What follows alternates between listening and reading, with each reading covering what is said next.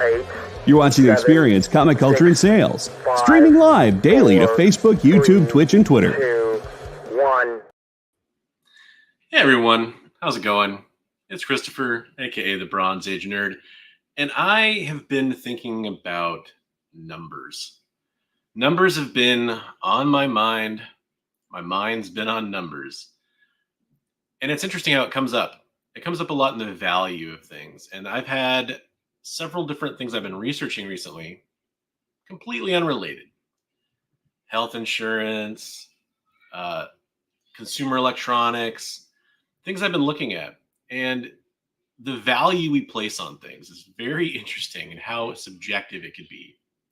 One of my favorite things to do as a person is look for the sweet spot between a good deal and a good quality thing, right? Like that's my favorite thing in the world to find is that sweet spot where it's like, hey, I'm going to pay a certain amount of money and I'm going to get something that's awesome at a good value. Kind of that golden ratio that I'm looking for.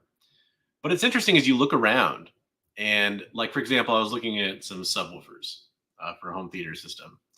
As I'm looking at subwoofers, the value of things changed depending on where I looked. So you could say that this particular subwoofer is worth, X dollars because that's what it's listed for as MSRP, but that's not really what it sells for everywhere. And finding those different values can be very frustrating. And I thought about it because I am somebody who, once I see a price somewhere, I try to verify it. I try to see if that's really the price that it's selling for. And it makes me wonder how many people out there do that similar kind of research. How much effort do they put into finding the right price for something? And if you're not experienced in how to do that, that can be very frustrating. So tonight, we're going to talk about comic books and values. And I think it's a topic that really is going to kind of open the rabbit hole.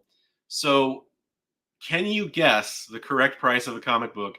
Can you find the right answer to what is the FMV of a comic book in a little game that we like to play called The FMV is Right here on the Devil's Advocates.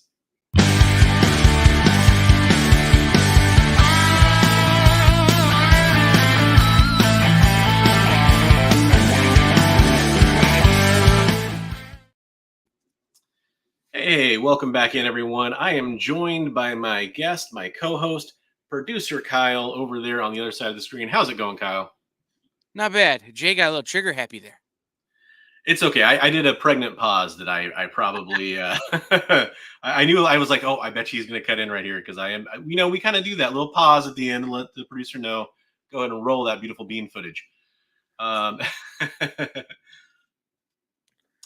no, it's been one of those. Everybody's been a little trigger happy today. So absolutely. So like I mentioned in the opening, if you're just now joining in, hey, welcome to the show. We're glad to have you here. We are talking about comic books and FMVs tonight.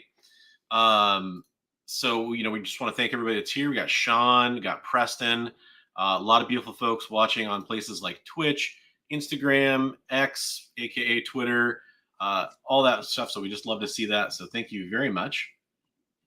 Yeah, we almost didn't make it Instagram. I forgot. Ooh, ex-SSSFD Lieutenant, San Francisco Fire Department Lieutenant. I'm just going to guess there. I'm sorry if I got that wrong. Welcome and Skunk Snot.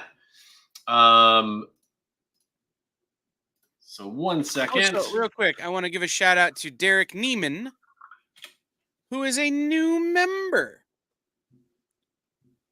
That is awesome. We love seeing new members. I myself am a member over here on the EXP because I love all the great stuff they do over here. So I highly recommend that. Question for those of you out there in viewer land. Does my volume sound low to you or does it sound appropriate? I can adjust it up if it sounds low. Just let me know. Yeah, no, it's one of those. This is one of those topics that we're going to get some. I think we're going to get some people who are disagreeing with some of how at least I approach these things. And I didn't have as much time to do as much research as I wanted to on this topic. And at the same time, some of the stuff we're finding is such a what's the word I'm looking for? Active situation that even the data that you're looking at when we go to look at these things might be different tomorrow than it is today. So it's going to be an interesting thing to see how things shake down, as it were. Awesome. And by the way, I appreciate those in chat calling out. Sounds, my microphone behind the scenes info here had an update, and separately from that, my mic arm kind of came loose. So if I screwed something up, sorry, but it sounds like some people are saying I sound good. So I'm not going to fix it because I don't want to mess it up on air, unless you guys tell me it starts to sound bad. And then I will change it, of course. But yeah, when it comes to the topic of pricing, I think it's a very contentious topic, because you have this problem where I think a lot of people think they know how to find an FMV. Great. Then you ask them, so how do you find your FMV? And you hear an answer like, oh, I just searched for the comic book on eBay and I see what people have it listed at. Okay, well, that is a data point. I will point that out. I mean, that's a data point, not the only data point that I would particularly use. So really what we're doing here, what we're going to get into later in the show, is some meat and potatoes. We're going to show some examples of ways you can look at pricing data and compare and contrast different sources on pricing data. So that's what we're going to do at kind of the middle of the show. But before we get into that, we did want to talk about what some of the issues that you run into pricing comics can be, some of the pitfalls, some of the best practices. And I already kind of mentioned one there, which is the first one I wanted to talk about, which is having more than one source of information for your data. Right. And that's kind of what I was talking about the cold open, right? Like there's a lot of, if I just went and saw one price, that's what I think the price is. And we've talked about that a lot on this show before, right? Like when we talk about go multiple places and look at this stuff up, right? Like there is no one definitive source on any of this. So this is something we come back to often, actually. The whole idea of, hey, just because one source says something doesn't mean it's true. Especially, by the way, when these sources have a vested financial interest in the data they're presenting you. Absolutely. So it's an important idea to understand that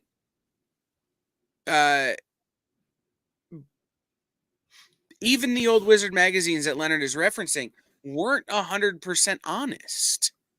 They weren't 100% accurate. It's the problem with the printed Overstreet's book.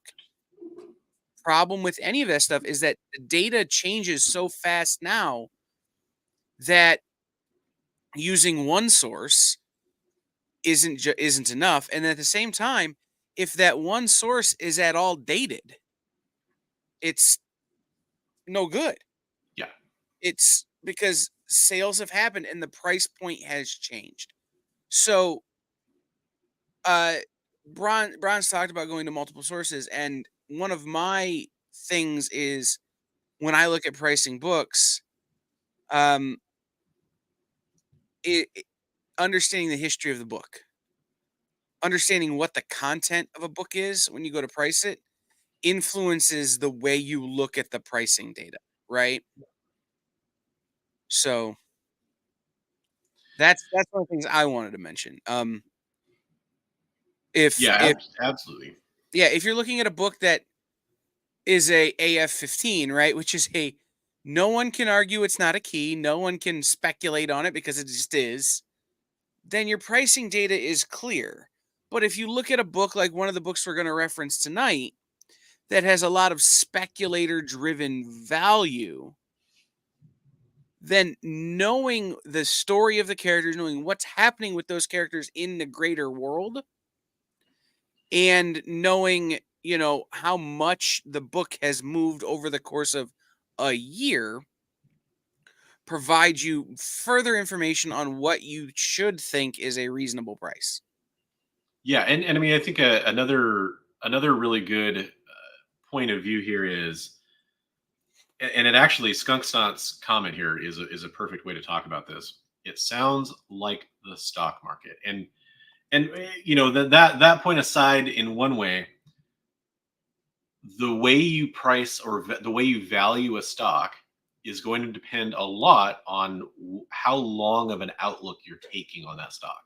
Right. And to me, the FMV of a comic book depends a little bit on the long-term outlook you have on that comic book. Like if I am pricing a established Silver Age monster first appearance key book, I am going to look at the much longer view for that book than I would say a 3-year-old comic book that had its ups and downs because there was some interest in it that, waxed and waned. A good example of that right now might be Ultimate Spider-Man #1 from the new volume of Ultimate Spider-Man #1. That book caught fire when it came out because a lot of people said, hey, this is a really good book. And a lot of people were curious to read it. And so you kind of had that uptick in demand, right? Well, almost certainly that book is going to become more available because a lot of people were probably picking that book up and doing the speculator game for it and all that. And I bet you in a year, you'll be able to get that book for a lot cheaper, most likely. Right. Well, it's going to have its ups and downs. Right. And at the same time, kind of what that book contains, right? And that if you're buying it now with the intent of selling it now, you can pay a little bit more than if you are buying it now to sell it in 2 years. Right? It's a different game that you're playing. And I want to start and come in early here in the show and discourage the idea of buy it now to sell it now. Mm-hmm. Because what you have to do when you do that is work based on inaccurate or unwhole data. The number of Venom #1s when Donny Cates and Ryan Stegman took over the book that I sold to people who 3 weeks later wanted to try and sell it back to me because it had bottomed out on eBay, the spec floor fell out of it, it was staggering. Right? It was an astronomical number. It's the same reason you don't buy a stock today and sell it tomorrow. Is why you don't short trade. Because you're only looking at a fraction of the picture and playing games with money. Whereas if you look at the whole picture, you look at, okay, this book contains this content, like Ultimate Spider-Man is a great example. That's a book that I'm going to hold for a long time. Because I think with what we saw with Madam Web, what we're seeing happening with the Sony movies, Marvel is going to be very interested in creating an Ultimate Spider-Man something relatively quickly to kill the other Spider-Man stuff. So that book is going to continue to appreciate after it bottoms out.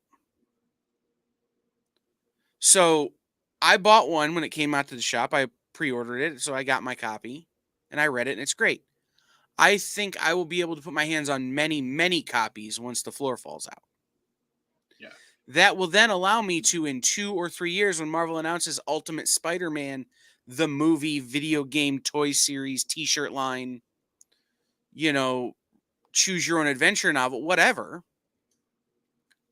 make more money than the people who are flipping it now. Yeah, and I mean, I would say that the argument that you'll hear is that people say if you're going to compare it to the stock market, you're going to compare it to day trading and short selling and all these kinds of things. There are people that make a lot of money doing that, and yes, there are a lot of people that lose their shirt, they lose their inheritance, they lose their savings doing it too. There's a lot of risk involved in doing that. It's a game that some experienced people can play kind of well. And so, yeah, hey, if you're somebody sitting there being like, you're crazy, I've been doing it for 5 years and I always make this amount of money every time I do it. Fine. Okay. You are an outlier to what we're talking about. For the majority of people though, and if people were emboldened from about 2020 to about 2022, that is something that you can do all the time because of a crazy fluctuation in the market that then bottomed out to a certain degree or returned to the normal, depending how you look at it. And now you see that strategy is not viable.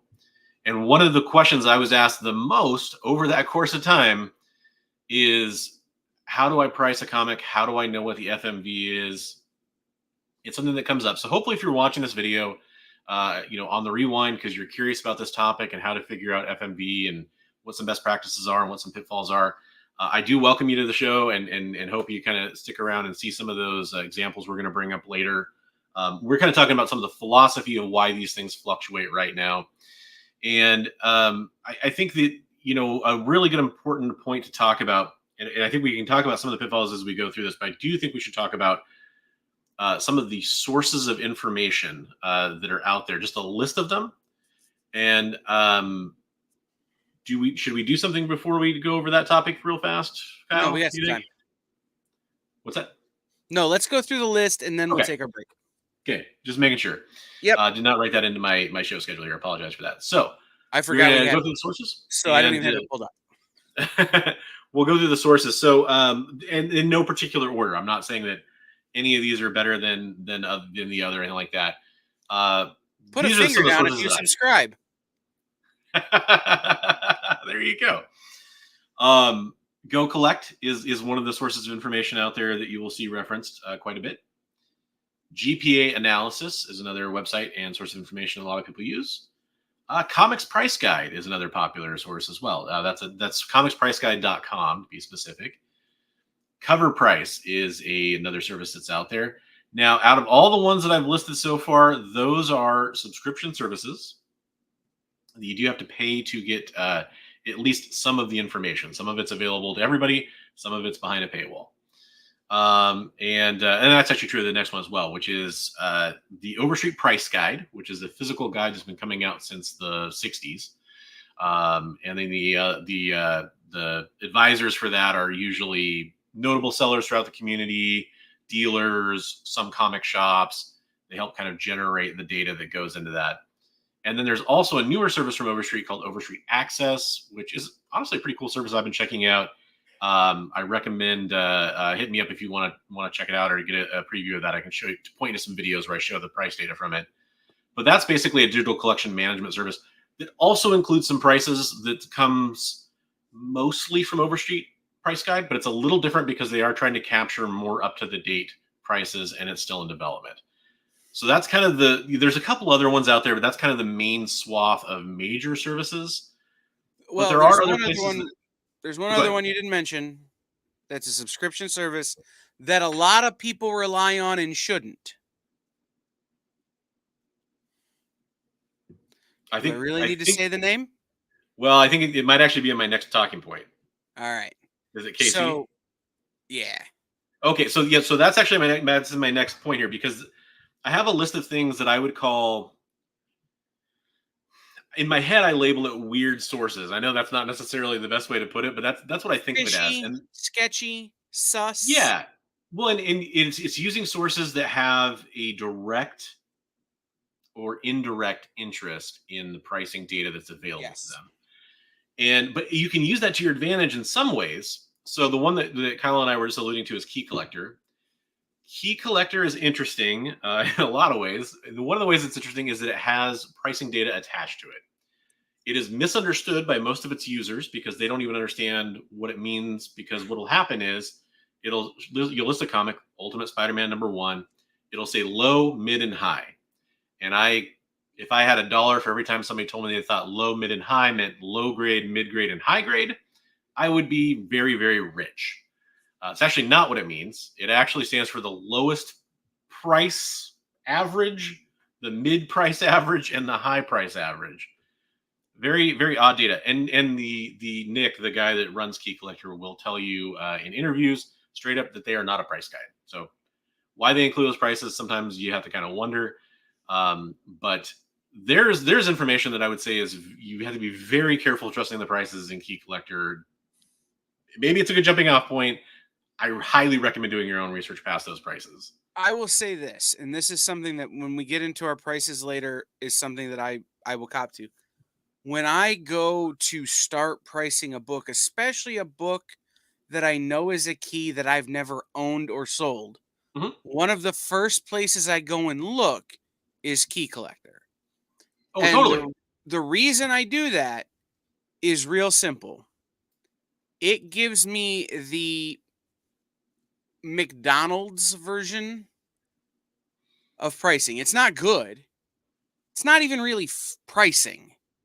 It's some data that I can use that when I look at Overstreet, when I look at Go Collect, when I look at Comics Price Guide, when I look at eBay sold listings, when I look at GPA, when I look at cover price, when I look at my own algorithms that I have pulling data from all the API I have access to, gives me some framework. It gives me a little bit of a wets my whistle so I know maybe about what to expect. And if I see an outlier, I can investigate it.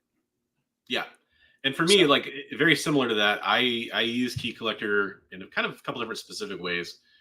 And if I encounter a comic that I wasn't familiar with previously, or I am looking through, like for example, I picked up a collection about 6 months ago now or something like that.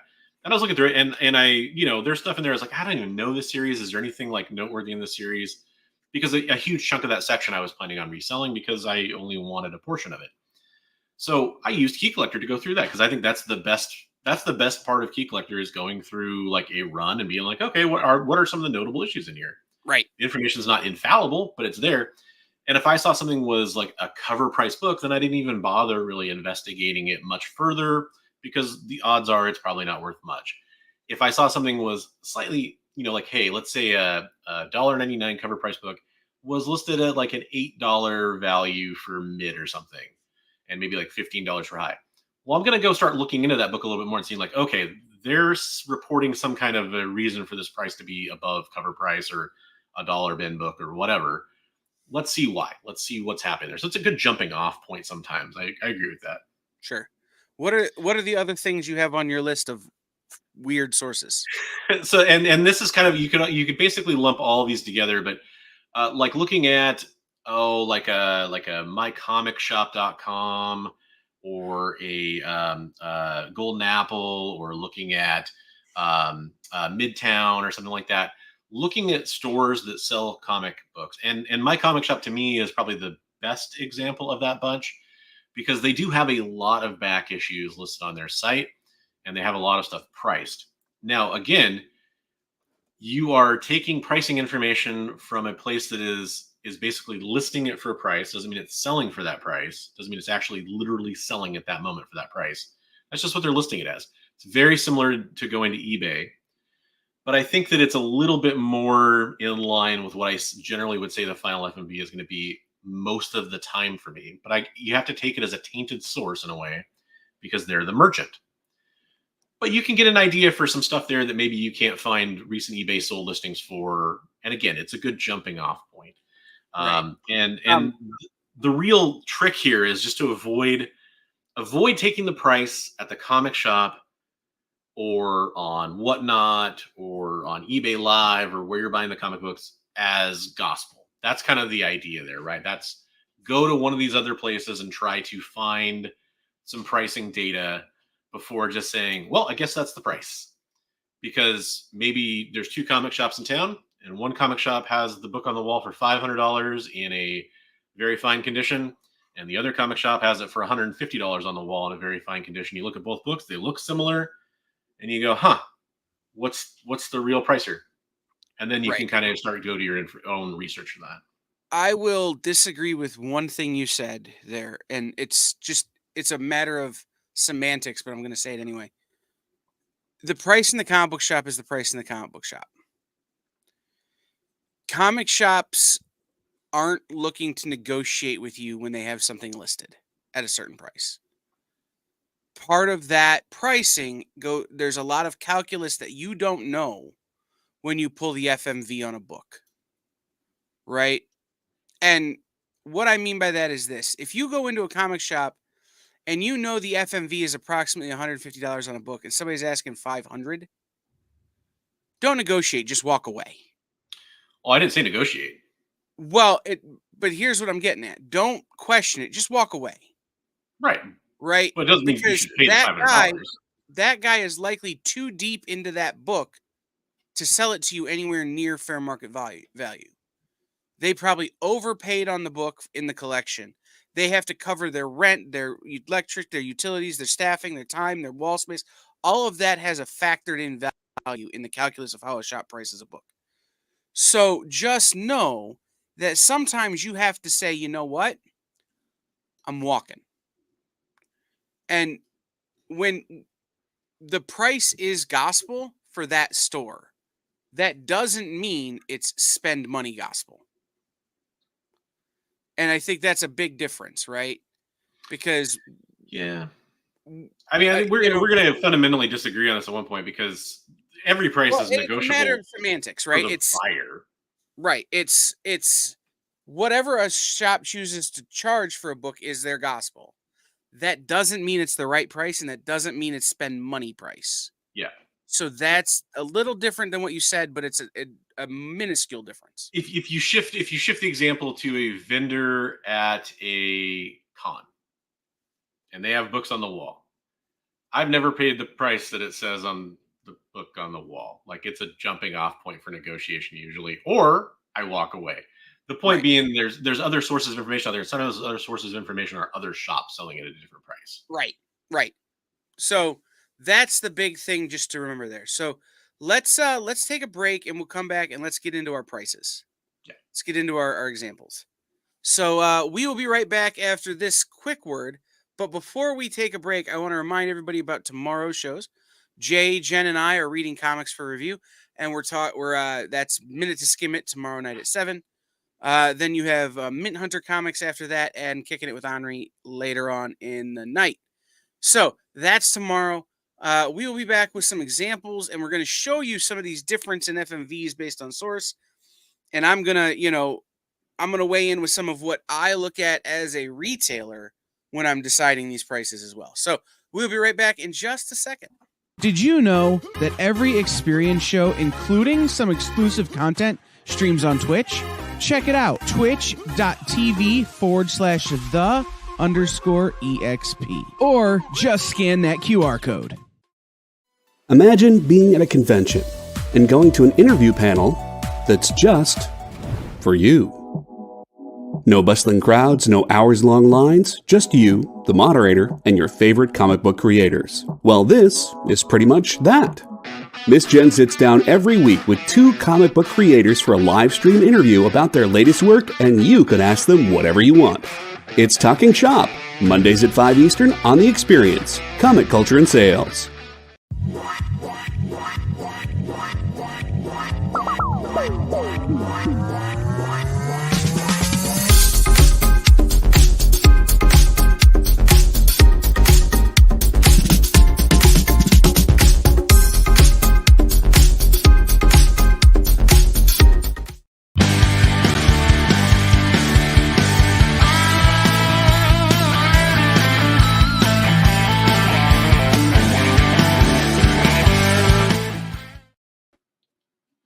What's up, everybody? Welcome back in. This is Devil's Advocates. I'm producer Kyle. That's Bronze Age Nerds. I'm not normally on this side. I pointed with the wrong hand. And we are talking about fair market value and how fair market value is a myth. I'm kidding. Fair market value is not what you think it is, the same as Plinko is not as easy to win on The Price is Right as you would think. So... real fast though, before we get into, we had some examples I want to get into. Before that though, I was hoping we could just maybe touch on some of the comments that we have before we get knee deep in the numbers here, before we lose the relevance in some of the comments that are coming through chat. Is that cool with you, Kyle? Yeah, let's do it. Cool. And by the way, we do this all the time. We go through here, we hit your comments up, and we make sure we save them for later so we can address them as we have time. Sean says, with newer comics, I'd imagine prices stay down because there are times more print runs versus some older, right?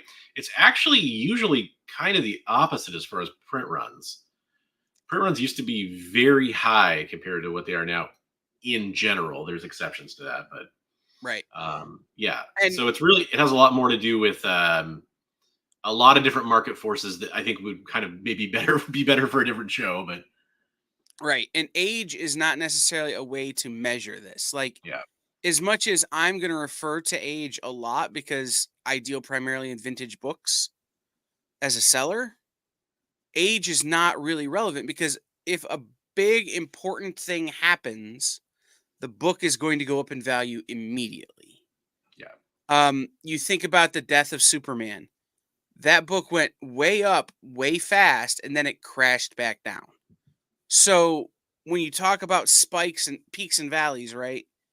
The age doesn't necessarily matter so much as the content and the situation. Yeah. I will say this though, the important thing to remember is that older books, especially older keys, tend to appreciate at a more steady and measurable rate than more modern books. Yeah, that's why you hear a lot of people refer to those keys as blue chip keys, which is not a term I love, but I do understand its origin with the stock market and kind of that. Oh, it's like this stock, it never goes down, right? Or on a long enough timeline, it always looks like it's just going up. Right. That's kind of a similar idea, although it's a little shaky as a And metaphor. that's something real quick that we didn't touch on in the first segment that maybe we should have.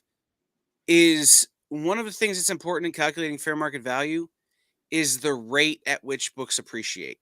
Mhm. If a book spikes really fast, it makes the fair market value much harder to calculate and figure. Whereas if it appreciates a little bit over time for a long period of time, or for any period of time, for a year, for 6 months, it's much easier to figure, okay, well, in a month, this book will be worth X. Totally. So, Yeah, and that's kind of what I was alluding to when I was talking about depends on like how long of a timeline outlook you're taking, yes. because a 60-day FMV on a book can vary wildly depending on what the book is. Whereas a 60-day FMV on a book that, is just, Tech 27 or something like that is going to be pretty much the same most of the time, unless there's a new record breaking sale or something at auction or something like that. Preston says that he thought that Madam Web killed off Spec. Oh, okay. Yeah, we had to, you have to have a Madam Web joke in there somewhere. So we appreciate Preston for contributing to this week's.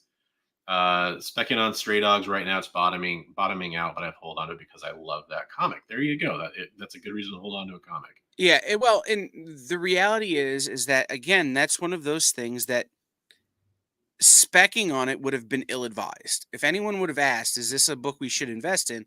I would have said no, unless you're into the concept. Because that's a book that the tail is going to be a lot longer than the spike. I see what you did there. I didn't even intend to. Pun not intended, but I'm happy I made it. But that's one of those books that will eventually develop into something else. Yeah. Right? And so if you're going to invest in it, wait until after it crashes, or if you can buy it off the shelf at cover. But don't buy it during the rise or fall. Wait. So, yeah. And Mark, I'm glad you brought up eBay is actually a good for recent pricing or for pricing a rare GA book. At least it gives you some idea of what is being asked. Your mileage may vary. So what we're going to do in a minute here, just to preview this, we're going to go through a bunch of sources that I use regularly to price books. It's not every source necessarily, but it's a good swath. Gives you an example of how many sources I look at before I price a book. The final thing I would do on any of the books that we're going to talk about later in our examples is I would go to eBay sold listings for a book, see if there's sold data for it. There isn't always, but often you will find plenty of results depending on, I think most books people are going to go look up. You're going to find results. And that is, it's a great way to look at it.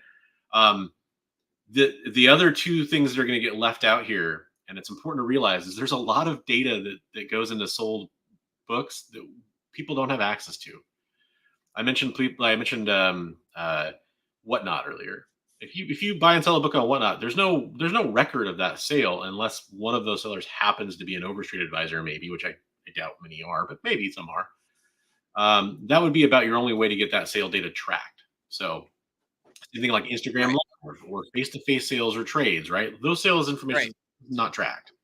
Something interesting. We have several Overstreet advisors here on the cool. experience. So while our data doesn't necessarily go into the pool, it doesn't not go into the pool. There you go. And I will say this, using the word rare when you're referencing eBay is a misconception as well. Just throwing it out there. Like, If it's on eBay, it's not that rare. Yeah. Yeah, If it's rare true, is a sliding scale for a lot of people. right, if it's truly rare, you're going to find it at Hakes, at Heritage, at one of those auction houses, not eBay. Yeah. Sean says, yes, Something Is Killing Children was one that fluctuated quite a bit, especially the first 15 years. Now that you mention it, Something Is Killing Children #1 would have been a great example for a book. I wish I thought of that example. I should have pulled that one, but you'll see a similar type of thing in there. And then Leonard just says, I know a seller that would mark up Deadpool books relatively quickly on principle just by virtue of the character's popularity. Yeah, and some sellers are going to have their own biases they're going to bring to their pricing. 100%. Right. Whether it be like what Kyle was talking about earlier with, they're invested in the book financially at a different rate than you would expect necessarily because you don't know the situation. It could also be how they value. Here's a real common one. They're emotionally attached to that book because they've had it for a long time. And so their price on that book is, yeah, exactly. It's going to have a lot different ramification.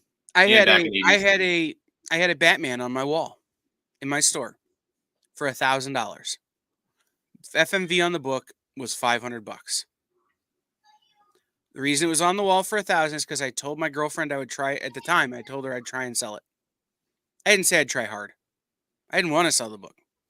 So it's an important distinction, right? And to go back to Leonard's comment, I know sellers who will, sorry, we're both clicking the same comment. I know retailers who will frequently mark up #1s by a quarter. So if it's $3.99 regular, it's $4.25 because it's a #1. Now, I don't necessarily agree with that practice on the surface of it, but I get why they do it. But it's kind of that same thing. So when you go in and you look at pricing on stuff, sometimes the pricing is more influenced by store policy or personal policy rather than actual value. Yeah. Yeah, 100%. And yeah, like Leonard was saying, that's kind of going along with the Deadpool idea there is that, and that's the other thing to think about too, is what makes a book go up in value will change based on the times. I remember when a creator going onto a title, starting their run on a title was considered a key, whereas that's not generally looked at as a key anymore. Although, I mean, it is still to those collectors, I'm sure, to some degree. Was it a guy who owns a lot of baseballs?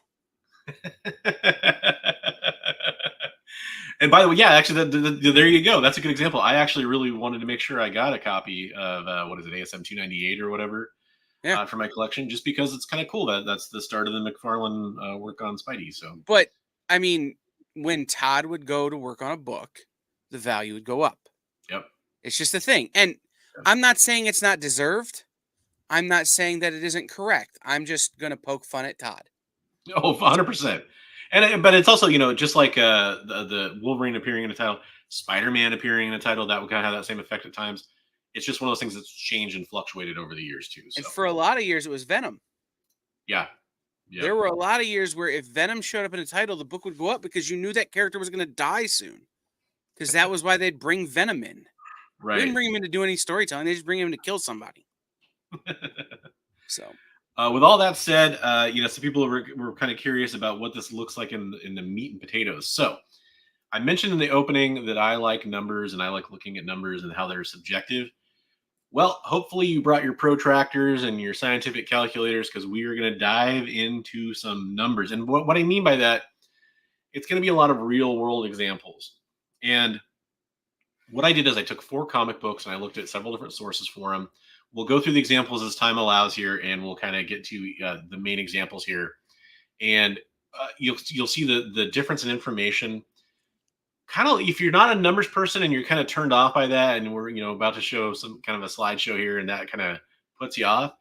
Just look for the trend. Look for the narrative that gets told with each of these books, depending on which comic book it is, and kind of see if if any of your expectations are met or if there's any surprises in here. All right. So our first book is a book that has some relevant interest to recent news, which is affecting its value. So we're going to start with Fantastic Four #1.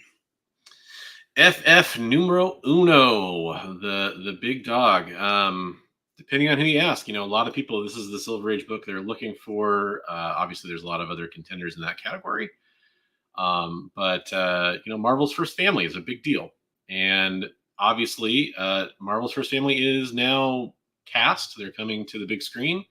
For whatever reason, there's a giant correlation between value of comic books and whether or not they're appearing on the big screen. Just general public interest. I'm being a little cynical, but hey, real quick, Bronze. yeah. Andrews Collects in the comments. We're going to talk about him in a few minutes. Yeah, I was going to get to that. So it's a well placed comment, Andrews Collects, because absolutely keep Null in your back pocket. I guarantee it'll come up.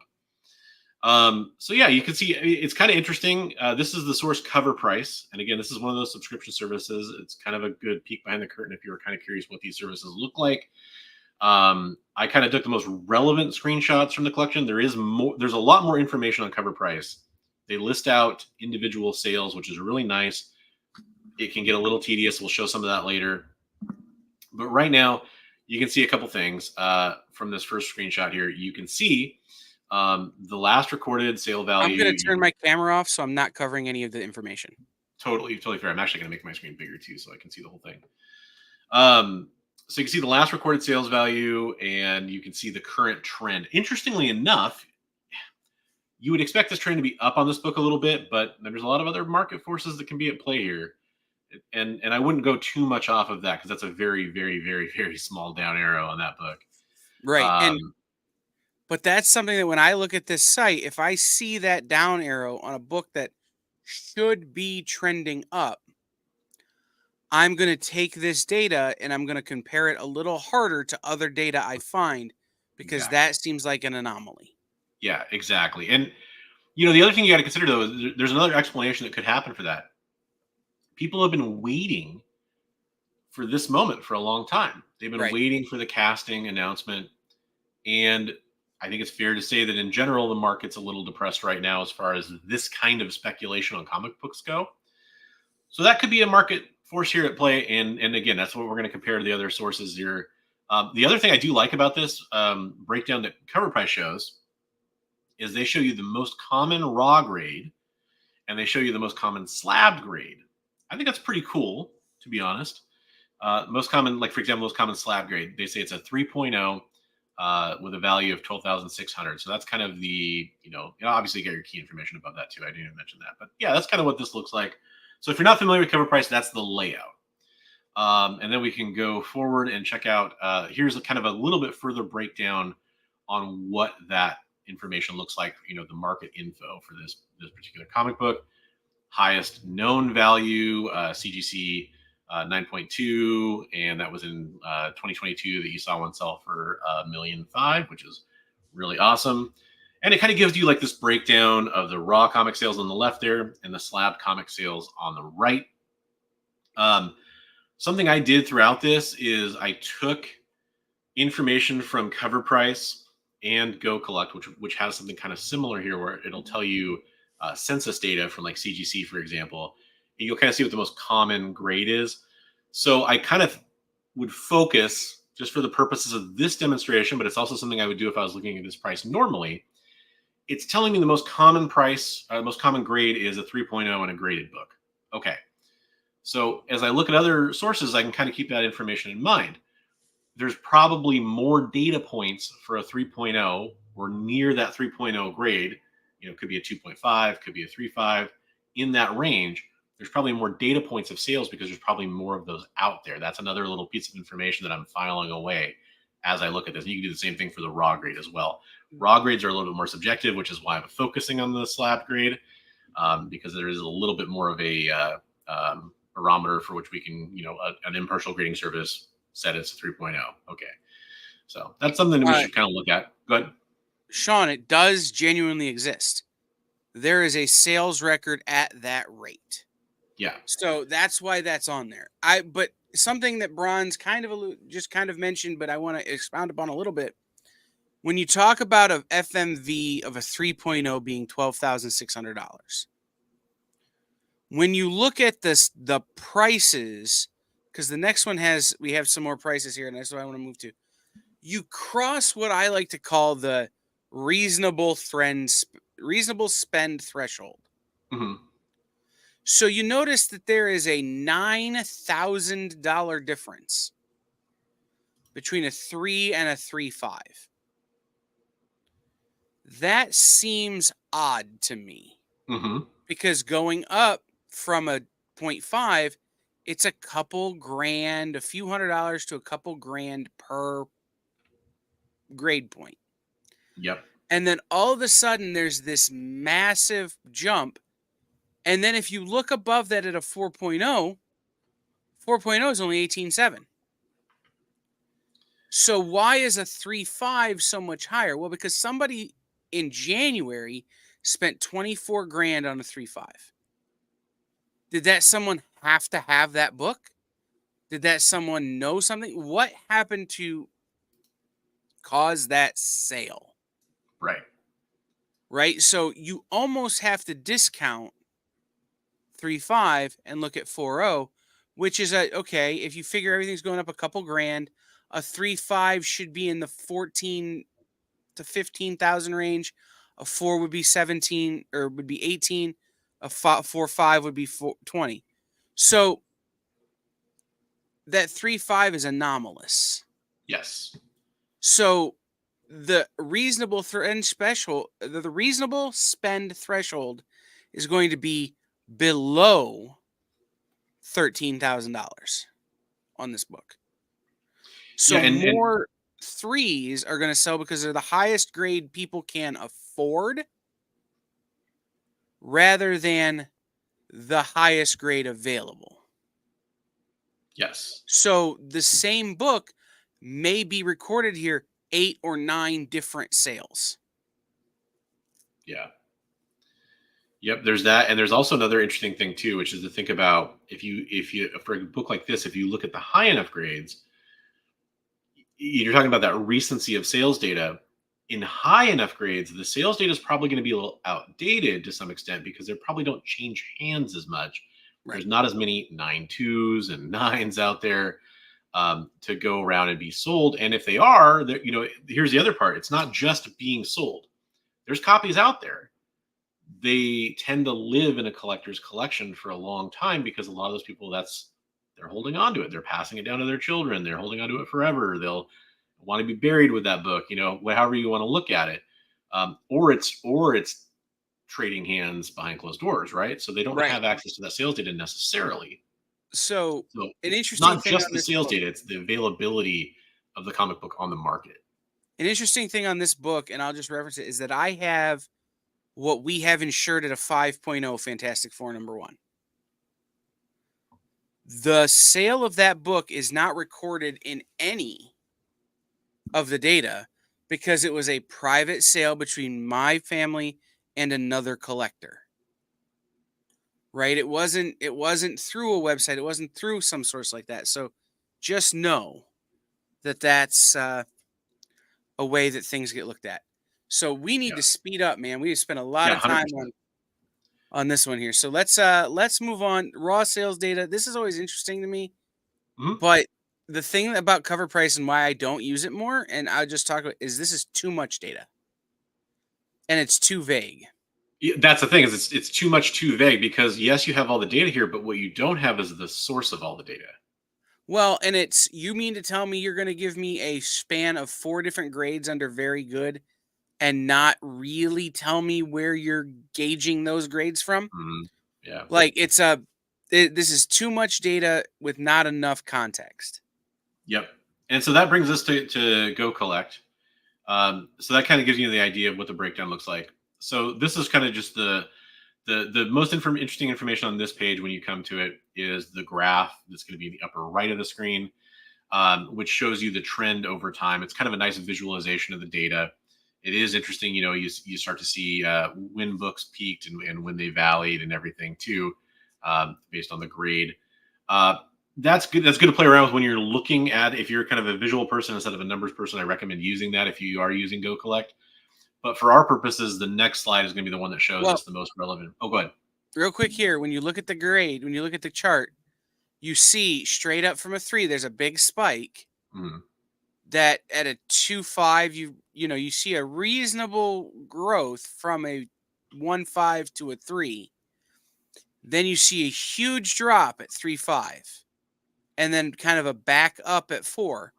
Why is this? Right? You have to think about why are we seeing this drop here? And that chart there confirms what we saw on the previous site with the anomalous data. So, And Sean, no, I would recommend, I would just Google, look yourself up a comic grade chart, and you can find both the standardized like Overstreet style letter grade chart, and you can find like the CGC/CBCS grade charts for the numbers and what they say they correspond to. And I would just go ahead and save off those for references for right. future data. But even that is very subjective. So just Yeah, be aware. definitely. Anytime we're talking about data, it's all depends on your sources. That's the thing is people say universally this is that grade. No, there's no universal. Right. Except for right now when we're talking about CGC universal blue labels. And so again, I pulled the highest number on the census was a 3.0. So I pulled that to give us the sales history on this, and you get a nice little chart there again in the middle left of the page. But there's two things that I really want to point out here to contrast with cover price, and that is they do a very similar thing, which is they show you the sales listings at the bottom there, kind of like that final page on cover price did, except for you get to see the source of the information. It's also represented a little bit more cleanly, in my opinion. You can see that top sale is from eBay. The next one's from Heritage Auctions. The next one's from Heritage Auctions. It'll show you, did it sell at a best offer kind of a thing where the price is crossed out, or did it sell for the listed price or for an auction? Right. So that's kind of useful information. Go ahead. And something to keep in mind when you're pricing your books. If you're looking at an auction price, imagine it to be 10 to 12% high. Yeah. Because you can add about 10 to 12% to a book for buyer premium, and then another 10 to 12% for FOMO. You're going to bid a little harder. You're going to spend a little more if you're trying to beat somebody than if you're just taking your value at your value. Yeah. However, sometimes you can go look at those auctions, and sometimes you'll be surprised that there's actually not very many competing bids, or sometimes there was a bidding war. And if you really want to get granular, you can sometimes go track that information down. But, depending on the source. On a $12,000 book, 10 to 12% isn't really a huge price difference, No. but it's something that's worth noting.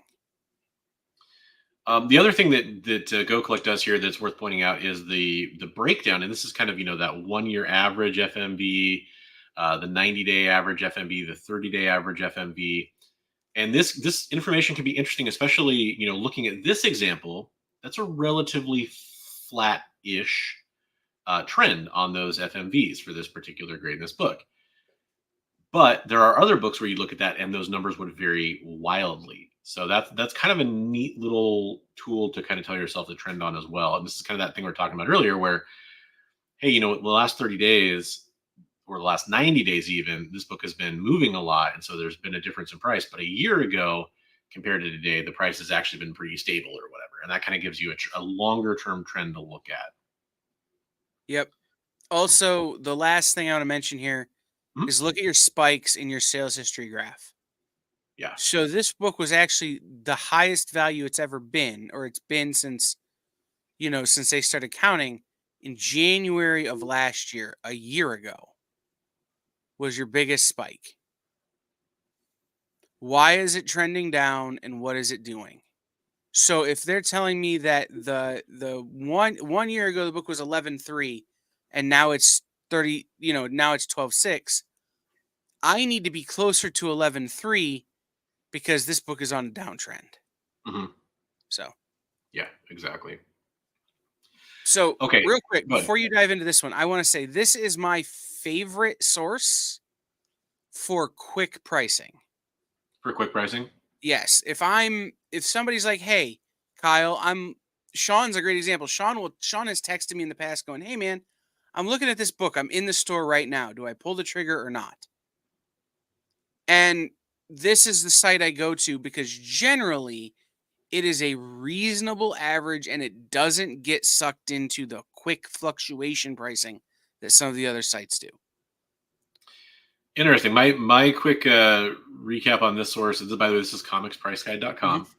I have noticed the most differences in numbers on comicspriceguide.com out of the established price guides that are out there online. Sure. But that's good because you kind of want extra data points that aren't just. I mean, it's one thing if all your data confirms it's all the same amount. That's great. If you start to notice, hey, I'm seeing a couple different wonky prices on this. This is a good site to go to kind of get that extra. Okay, where are they at with it?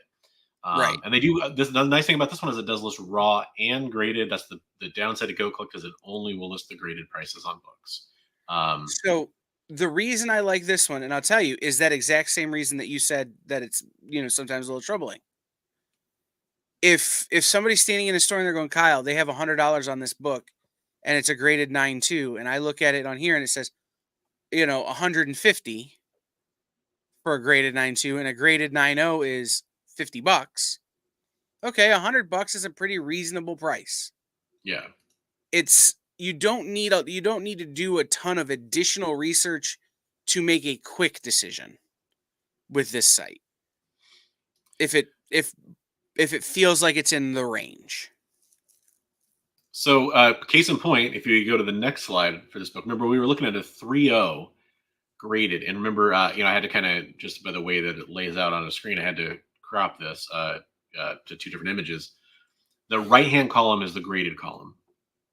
So if you look at the 3.0 for a raw book, $9,000, and we haven't really necessarily been paying super close attention to the raw value for this particular comic, but that's their listed price for it. And the other thing, like Kyle mentioned before, is look at the scale, look at how it kind of tracks for the track going up, the track going down. For the raw, that makes perfect sense. $9,000 seems to be pretty in line with the trend the prices are traveling each way. The graded value on this book, now remember what we were just looking at on the other two sources, this one lists $17,500 as the 3.0 graded price. So that's a drastically different number than what we saw for the other book. But it also is more in line with the prices above and below it on the grading scale than we saw in the other sources. So it is an interesting, extra layer of, this is why you should do the research, I think, and go to different sites, because this is a very different data point than what you were getting on the other sites. And you can see some of their logic as far as maybe why they're listing things at certain prices might have more to do with where it falls in the range compared to the other grades, which is something that a lot of other sources weren't taking into account. Right. And the range that I look at on these things a lot of times is the raw to graded scale, right? If you're buying a graded book and the value is somewhere between the two, raw and the graded price on here, you're probably in range. So, yeah. But that is also an interesting point too, just real fast, is just thinking about raw to graded. Think about the idea that, and this is just a thought experiment, going from graded to raw, you've basically doubled your money according to this price scale, which is just, I'm not going to make any commentary on that. Just consider that, which is a shocking thing. All right. So the last source here that we had is, and this is good at the top of the page, it just shows you the recap of the summary and what the issue is. This is Overstreet Access.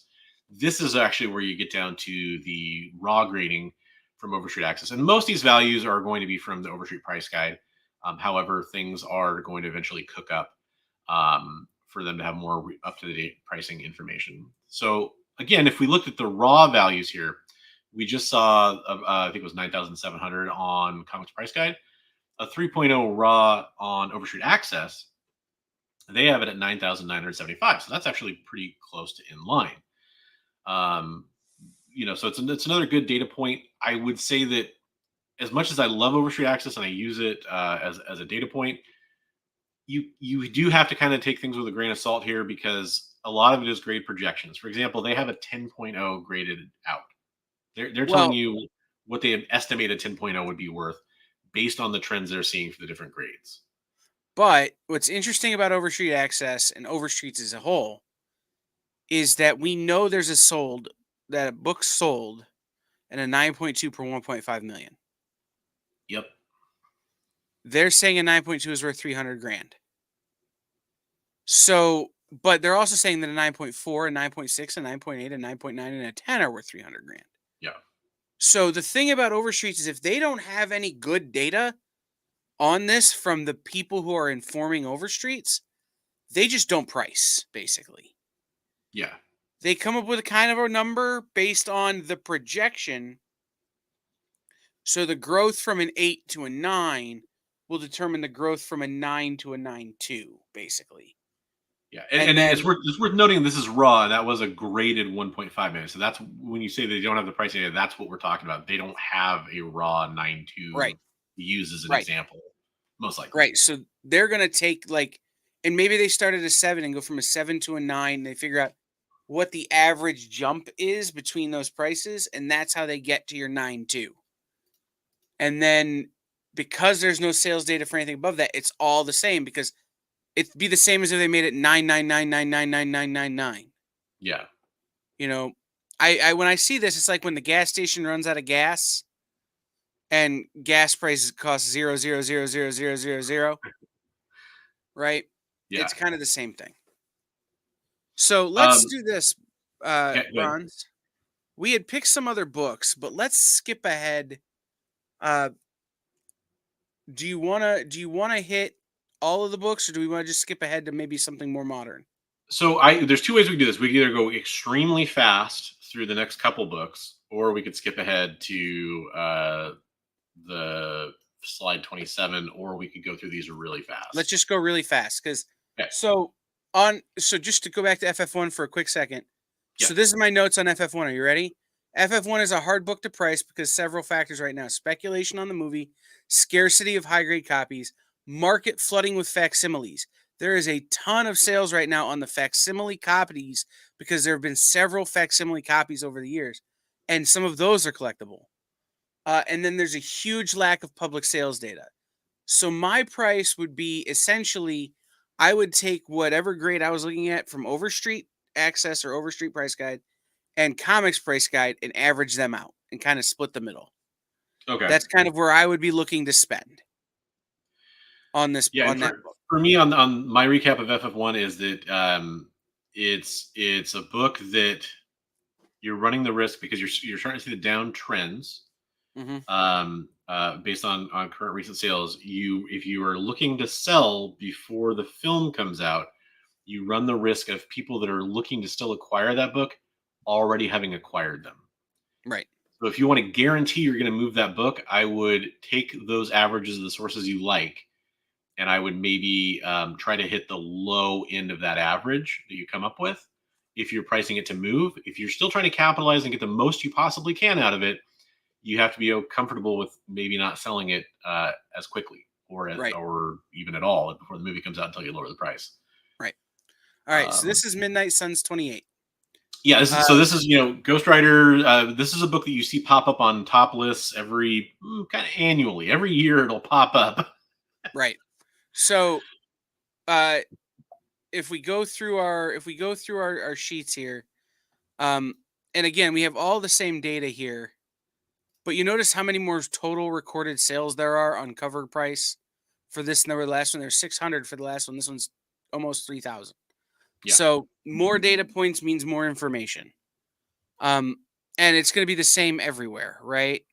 No matter where you go, they're going to have a lot more data points, so your prices are going to be a lot more reasonable. Or a lot more accurate, I will say. I'm just flying through. So No, tell yeah, me please do. You're doing perfect. So Midnight Suns 28 came with a lot of different stuff. It was in a poly bag with a poster, but it was also printed in the era of overprinting.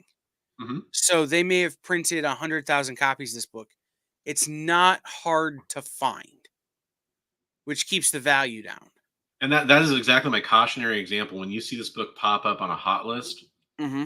hey, maybe they're right. Maybe it is selling in increased volumes doesn't mean that it's a scarce, rare book that's going to have additional value down the road unless demand jumps like insanely high for this book. Right. If you go Other on than it eBay and you disappearing see on the that word list. rare in the listing, run screaming.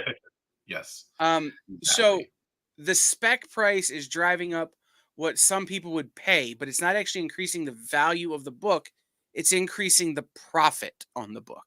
Yes. So, and that's a difference, right? Value is what a book is worth. Profit is what someone can make on a book. So this is one that I could easily, if I were going to buy this book from you, right? And it's raw in high grade, I'd pay you $6, period.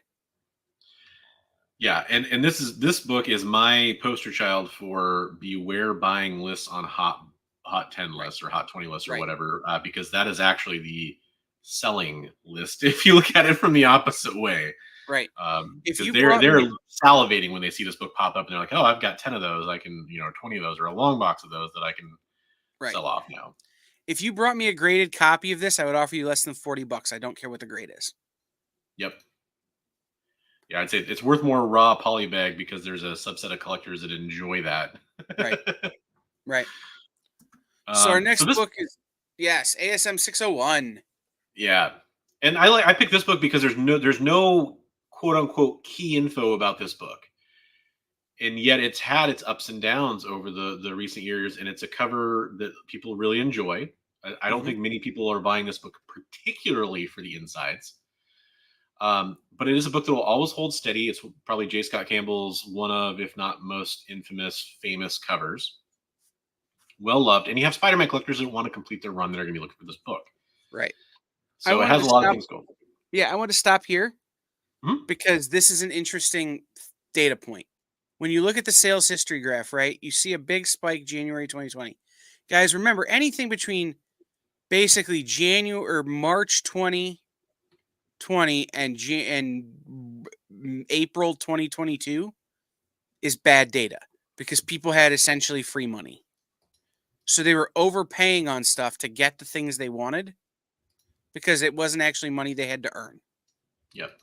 Like, just remember that. So, but then in 2022, you had the controversy with this cover.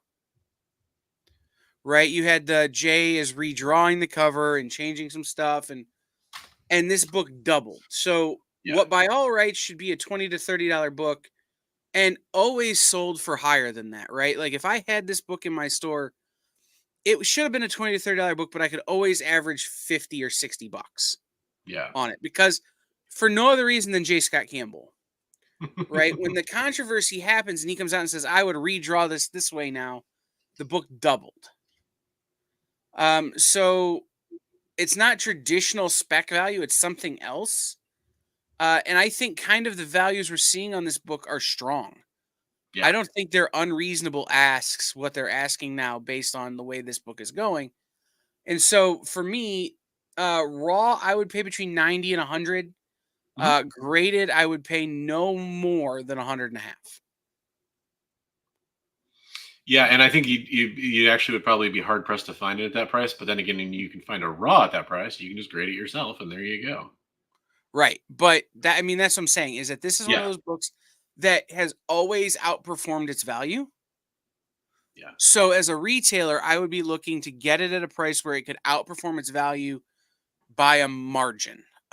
So if I'm paying 100.5, I'm going to expect to make $200.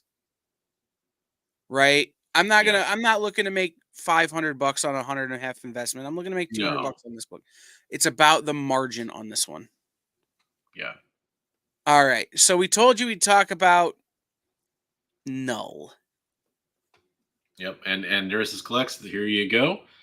This is just for you. And this is kind of, so this is not just the first appearance of Null, which did take place in the first printing of Venom #3.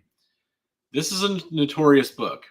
And this to me is one of the like 2 or 3 books that I strongly link with the COVID boom or whatever you want to call it. Because this book skyrocketed. This particular copy of this book, this was $1,000 9.8 at one point. And that is Yeah. crazy considering how old this book is, how young this book is, if you want to say that. But it's the third print. It's the third print of the first appearance of Null.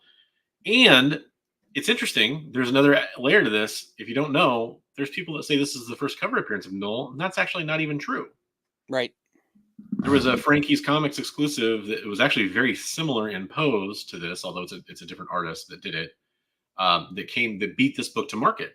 So it's not even the first cover appearance, which I could kind of understand, maybe sort of a little. But this book has a place that's kind of, I would say it's infamous almost in how it has been represented. So I think it's a fun example to look at, and we'll kind of look at this one again just to see the data on it here. But you can see it's basically flat, 0.01 up. Pretty decent velocity of sales. Yeah, this is a fun one, man. I think if you go to let's see so we got the difference in FMV here. It's actually down, not a crazy amount, but down a little bit. But again, this used to be $1,000 9.8 at one point, Right. or pretty darn close to it. And yeah, you can see from that chart there. Just look at that But chart. when you look at when that was, Yeah. we're talking about the height of this book is the height of government bailout money. Yeah. So it's important to remember that. My notes on this book are pretty simple. The value on this book is based on nothing right now. It's a cool cover of a perceived lower. We don't actually know what the print run was of this book. Yeah. But because it's a third print, everybody perceives it to be lower than the first print. So a perceived lower print run of a character that went on to be important in this series, but hasn't made any kind of transition beyond this series, right? They're not making a Null movie. They're not, they're Give not Sony a couple years. well, but they're not right, but they're not making Null toys. No. And also the King in Black event was pretty derisive amongst readers too, which if it had been like a home run, this book might be in a different place, but a lot of people were pretty unhappy with how that event wrapped up. Right. So that's another element. As much as Null is a cool character, he's a worthless character. Yeah. He doesn't actually add value to anything. But here's what I'll put out there is that on a long enough timeline, I bet you another writer will come along and swoop up Null and try to do something with him. It's exactly where I was going. Nice. He's a worthless character. He doesn't add value to anything yet. Yeah. But this is one of those books that if you could put your hands on now for a reasonable price, you're not going to get it cheap. You're not going to get it easy. For a reasonable price is something that if you're willing to play the long game could pay off big. Yeah. So for me, when I look to buy this book, and I've only bought one of the variant, the third print cover. I would be looking to spend raw between 60 and 75. Yeah, that's pretty good. And for a graded book, no more than $100. And the reason I say that is because I'm going to sit on this book for a long, long, long time, waiting to make the most amount of money if I sell it ever. So that's an important thing. But I will also add this. This is a book that would be easy to add value adders to. Fantastic Four, you can't really. Everybody who worked on that book is dead. Donnie and Ryan are out and about, and you can get it signed. You can have it remarked. You can have it sketched on. So if you can get it for a reasonable price, you can add some really nice value adders. Yeah. And then additionally sit on it long enough to make it worth your while. And the other element I would add to this book is, and I definitely didn't pull the information for these books because it would take a long time to go through it. This is an interesting one where look at this book, this copy, also look at the first print, Venom number 3, and also look at that Frankie's, I think it's issue 4, I want to say, that has the Null first cover appearance. I'm sorry, I can't pull the number off the top of my head. Look at that Frankie's exclusive. There's other books that I would look at too in tandem with this one to say, okay, where are those books at now? What's the trend been like? And I would kind of consider that as well if I'm thinking about, where's the Right. FMV at and where could it go?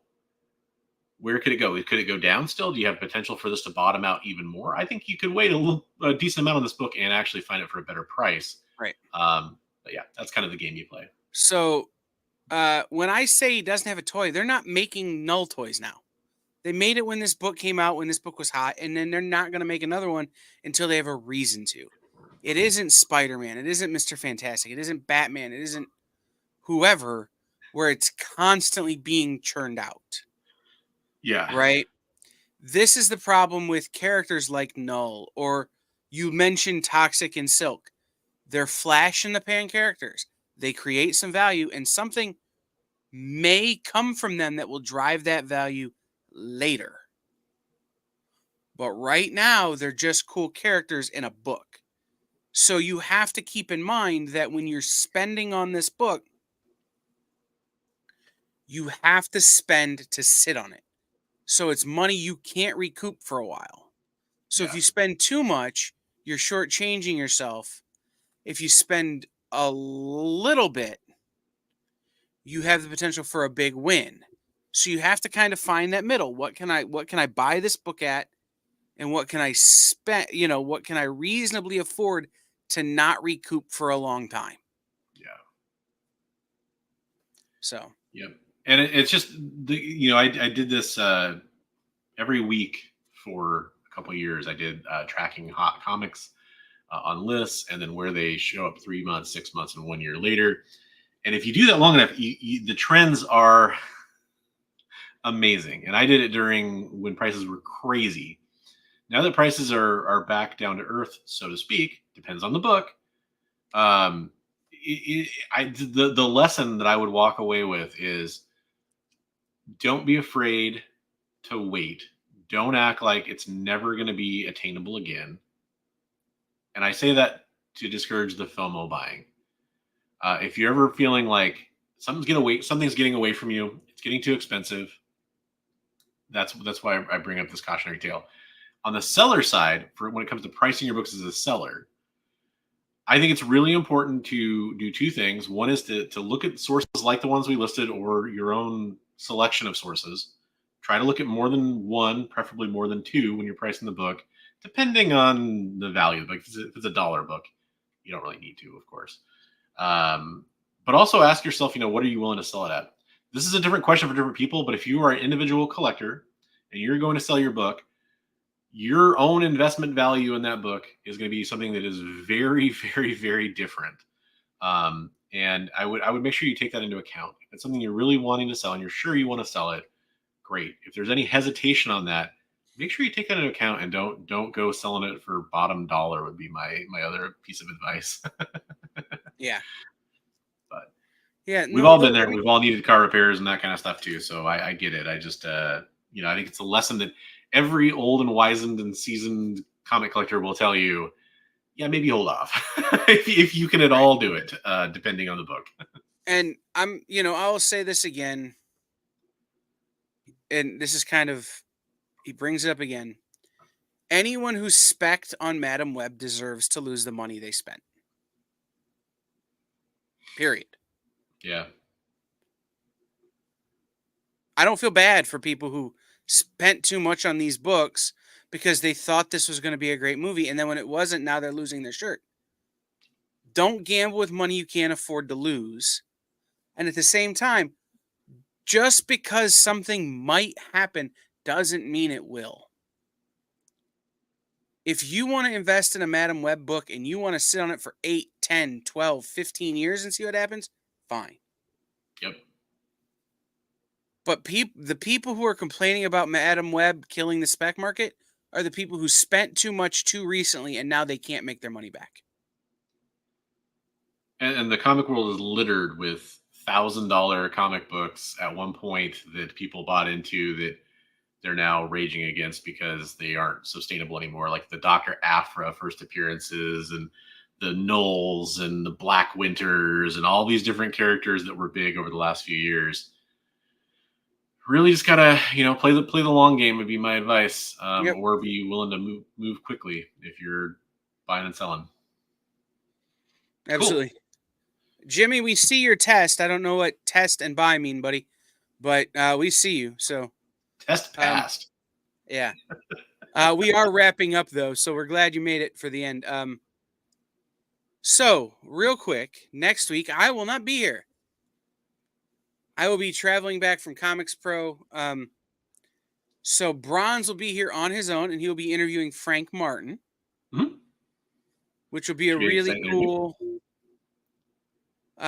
cool interview for him. And so everybody tune back in next week at 10:30 Eastern, 7:30 Pacific. I will put it on in the car and listen as I drive home. Nice. And we will see I will be back in 2 weeks. Bronze will see everybody next week. Check out all the other shows here on the Experience this coming week. We've got a lot of stuff happening. We've got a special guest hosting the art show on Friday. A lot of cool stuff happening. So we will see everybody around. Bronze, do you have anything happening on your channel this week? So I will have a video coming out here pretty soon. Actually, 2 of them. So stay tuned. One of them, if you enjoy Grumpy Rants, you'll enjoy that one. And the other one, if you enjoy diatribes on the state of the market, you will probably enjoy that video. So I recommend staying tuned for those. As always, I'll try to keep it mostly positive or at least constructive criticism. But yeah, definitely stay tuned for those. And again, I'll see everybody here next Monday for our interview with Frank Martin. I'm looking forward to that as well. Hope everybody has a great week. See you later. Join the party. Head over to our link tree to find all the links for everywhere the Experience is all the time.